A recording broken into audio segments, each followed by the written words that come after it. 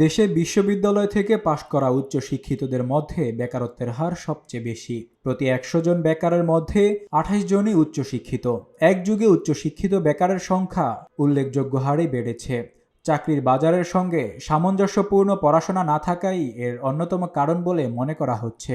বৈষম্যহীন টেকসই উন্নয়নের লক্ষ্যে অর্থনৈতিক কৌশল প্রণয়ন ও পুনর্নির্ধারণ ও প্রয়োজনীয় সম্পদ আহরণ বিষয়ক টাস্কফোর্সের পূর্ণাঙ্গ প্রতিবেদনে এসব তথ্য উঠে এসেছে।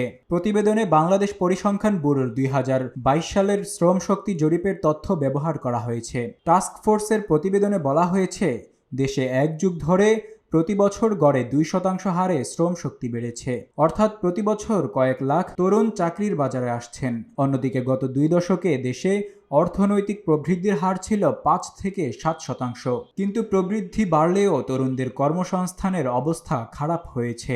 অর্থাৎ বিগত দিনের অর্থনৈতিক প্রবৃদ্ধি কর্মসংস্থান বাড়ানোর ক্ষেত্রে কার্যকর ভূমিকা পালন করতে পারেনি। টাস্কফোর্স জানায়, ২০০০ থেকে ২০১০ সালের মধ্যে দেশে স্নাতক পাশ করা জনসংখ্যার হার অনেকটা অপরিবর্তিত ছিল। যেমন ২০০০ সালে এই হার ছিল ৩.২%, যা ২০১০ সালে সামান্য বেড়ে ৩.৫% হয়। তবে গত এক দশকে স্নাতক পাশ করা জনসংখ্যার এই হার নাটকীয়ভাবে বেড়েছে।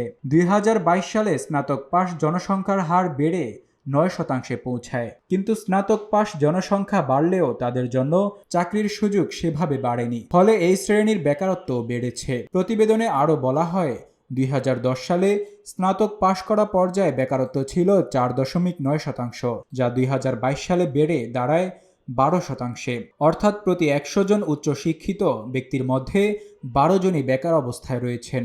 সে তুলনায় নিম্ন মাধ্যমিক বা উচ্চ মাধ্যমিক পর্যায়ে লেখাপড়া করা তরুণদের মধ্যে বেকারত্ব কম। স্নাতক পাশ করা তরুণদের মধ্যে ৬০%ই এসেছে জাতীয় বিশ্ববিদ্যালয়ের অধীনে থাকা বিভিন্ন কলেজ থেকে। তাদের মধ্যে মানবিক বিষয়ে ৩১% এবং সামাজিক বিজ্ঞানে বিভিন্ন বিষয়ে ৩২% পড়েছেন। অর্থাৎ টারশিয়ারি শিক্ষার্থীদের বড় একটি অংশ চাকরির বাজারের সঙ্গে প্রাসঙ্গিক বিষয়ে পড়ালেখা করেননি। টাস্কফোর্স প্রতিবেদনে বলা হয়, এই তরুণ জনগোষ্ঠীর জন্য কর্মসংস্থানের পর্যাপ্ত সুযোগ সৃষ্টি করতে না পারায় বেকারত্বের হার বৃদ্ধি পাচ্ছে। আবার শ্রম বাজারে চাকরির চাহিদার সঙ্গে দক্ষতার অসঙ্গতিও দিন দিন বাড়ছে। অন্যদিকে যারা কাজে যুক্ত আছেন তাদের ৮৫%ই অনানুষ্ঠানিক খাতে কাজ করছেন। এ কারণে চাকরির বাজারে কাঠামোগত ভারসাম্যহীনতা তৈরি হয়েছে। আরেকটি চ্যালেঞ্জ হচ্ছে, দেশে শিক্ষা, কর্মসংস্থান বা প্রশিক্ষণে যুক্ত নেই এমন মানুষের সংখ্যা বাড়ছে। গত ৫ বছরে এই সংখ্যা দ্বিগুণ হয়েছে। Desk report, public post, Dhaka.